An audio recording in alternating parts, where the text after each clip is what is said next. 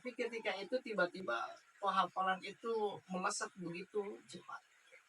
Sehingga akhirnya alhamdulillah di semester itu dari hafalan Quran saya bisa menyelesaikan setoran hafalan Quran 30 juz itu di semester terakhir itu, semester 8 saya bisa menyelesaikan hafalan Quran 30 juz.